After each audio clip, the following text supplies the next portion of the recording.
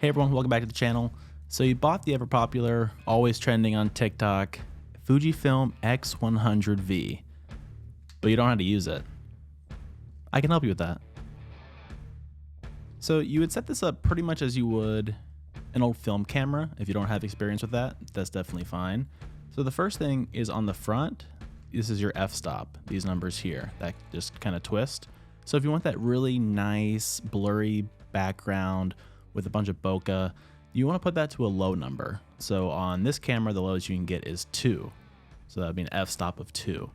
If you want to see more of your background, to see what's behind your subject in your image, then you want to do a high number. On this one, it's going to go up to 16. I usually have mine either on 4, or if I'm kind of like running and gunning, then honestly, this camera does great with automatic settings, so you could set it to the A. The next setting is your ISO. Now there's this whole exposure triangle thing that I'm not going to get into for this video because this is just for people starting out. But your ISO, for this case, we're going to consider the amount of light that your camera brings in. So if you're using the X100V, which I assume you are because you're watching this video, there's this dial here, but inside there's a little window and there's some numbers in there. The lowest one being 160, I believe.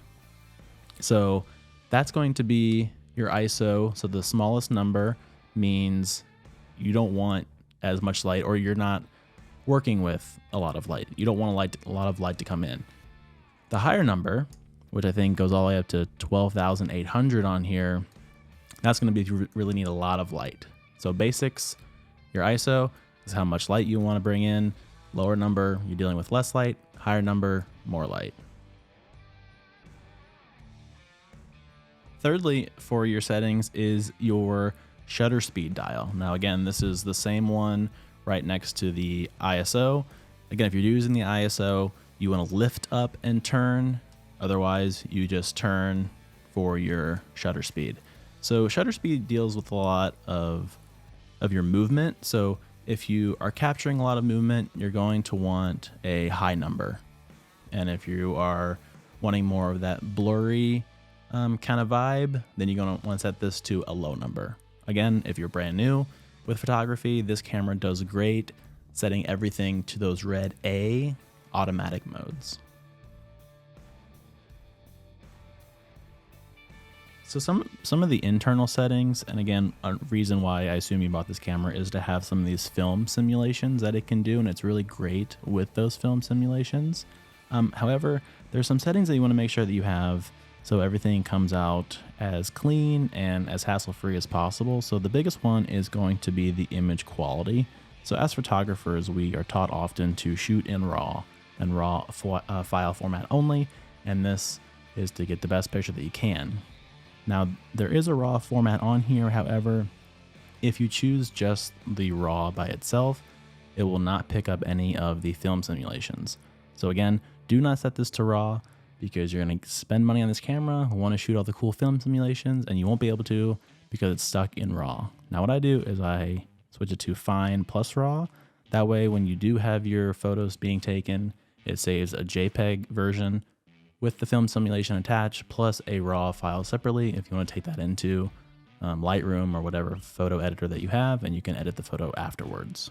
Speaking of the film simulations, this is one of my favorites. It's just like a Kodak Gold 200 kind of recipe. So I have classic chrome selected on here. The grain effect is strong and small. The color chrome effect is strong. Color chrome blue is weak. The dynamic range is DR200. The tone curve, it's -2 on the highlights and a -1 on the shadow. +2 on color, -2 on sharpness, -4 on noise reduction, 0 on clarity, and that's pretty much it. And again, there's different ways that you can set this up, different film simulations that you can work with. Again, that one is just my favorite, but if you want to look at more, there is an app on your phone that you can download to get more of these film emulation recipes. It's called Fuji X Weekly, And if you just log in, you can see all the different recipes here, and it can tell you exactly what settings to make and kind of give you a sample photo of what it's gonna look like. So that's pretty much it. That's the basic rundown of this camera. If you guys wanna see me do more of a deep dive, definitely let me know in the comments below. While you're there, definitely leave a thumbs up and subscribe if you haven't already. And until next time, I'll talk to you later.